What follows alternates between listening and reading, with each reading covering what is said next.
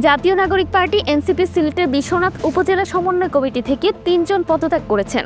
রোববার রাতে সামাজিক যোগাযোগ মাধ্যম ফেসবুকে পদত্যাগের পোস্ট দেন তারা। পদত্যাগকারীরা হলেন যুগ্ম সমন্বয়কারী রুহুল আমিন, সদস্য ধনঞ্জয় বৈদ্য ও শাহিদ আহমেদ।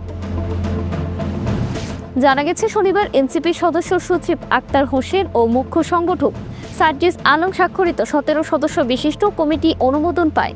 কমিটির তালিকায় সামাজিক যোগাযোগ মাধ্যমে ছড়িয়ে পড়লে কমিটির সদস্যদের নিয়ে ব্যাপক সমালোচনা শুরু হয়। এরপর রোববার রাত 11:30টায় নিজের ফেসবুকে পোস্ট দিয়ে পদত্যাগ করেন যুগ্ম সমন্বয়কারী রুহুল আমিন।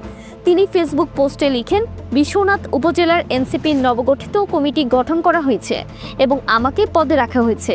ওই কমিটির সঙ্গে আমার কোনো সম্পৃক্ততা নেই। আমি ওই যুগ্ম সমন্বয়কারী পদ থেকে পদত্যাগ করলাম। এর আগে শনিবার এনসিপির ১৭ সদস্য বিশিষ্ট বিশ্বনাথ উপজেলা সমন্বয় কমিটি প্রকাশ হয়।